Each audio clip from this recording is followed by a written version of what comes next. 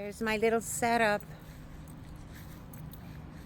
I thought it would be fun. I'm not gonna do landscapes. Well, not from what's in front of me, but I'm gonna do this little guy right here. And I've got my background a little set up, and I'm looking forward to this. So it's not plein air, I guess, sort of semi-plein air because I'm outdoors, and that's where I parked, and it's kind of a little quiet here. So yeah, this is gonna be fun. Thought I'd change up my atmosphere a bit. And I brought my cart. This is thanks to my friend Charles, my awesome friend. And I hauled my stuff in here. It's got those big terrain wheels. And so let's get started. Okay, I hope you guys can see this pretty well. I'm trying to get this camera as close as I can to the painting, but I don't want it all up on me, so okay, I think that's good.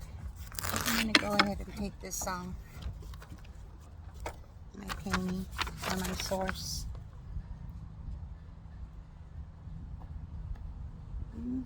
And there's honeybees out here.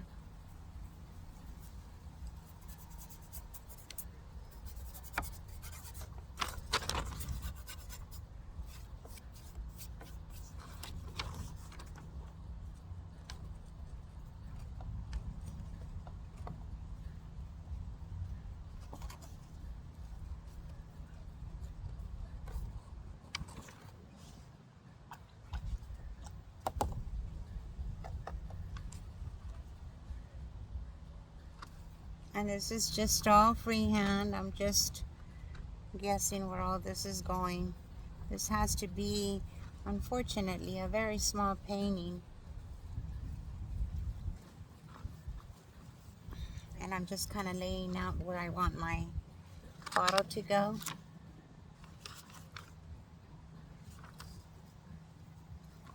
And then I have this, I guess, window seal, you would call it.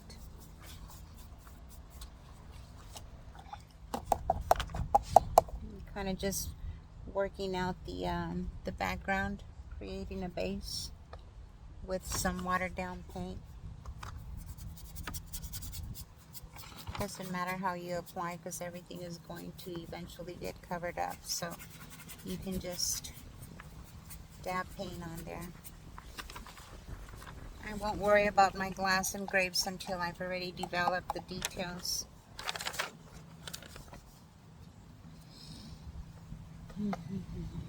Let's see here. This is actually really enjoyable.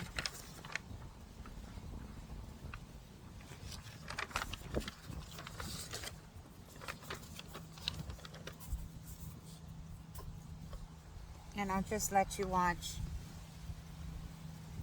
You have to kind of be good at working both your right brain and your left brain when you paint and talk at the same time, so and I'm not.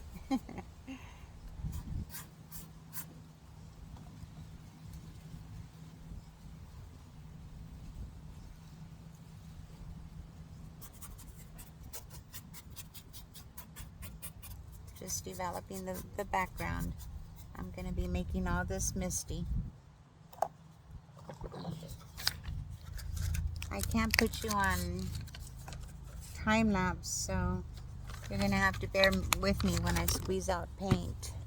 Oops, I moved the camera.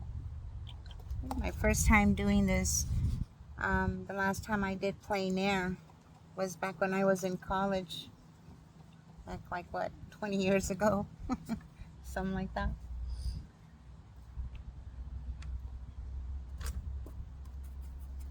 Just dabbing for some leaves. I am going to create some gray. I'm going to create gray with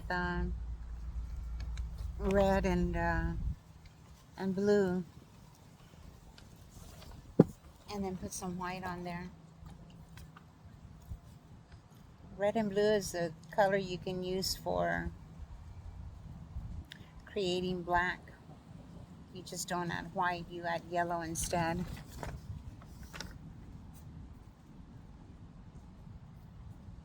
I'm going to go ahead and dab this color on since I've got that on my brush.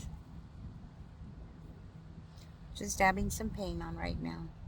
Nothing spectacular. This is what I like about starting off your paintings loose. Okay, so now I'm going to go ahead and add some white to that. I don't know how to, see, there's my gray. It's a darker shade of gray, but I like that. I'm going to bring some up here. And forgive me for the amateur videotaping. I hope it comes out good. I do want to post it regardless of how it comes out. I hope. And there I go again with my greenery.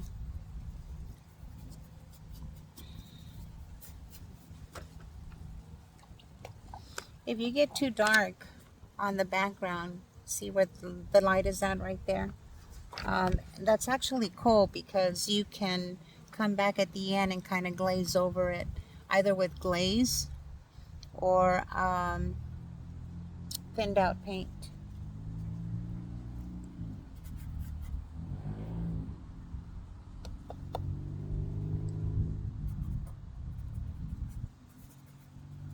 And basically, you know, what you're creating right now, or what I'm creating, is an optical illusion of what you're seeing.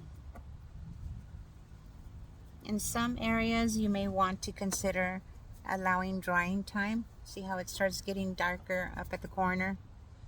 And then we have some, you don't have to match up the vines exactly, the leaves. You just try to kind of mimic it.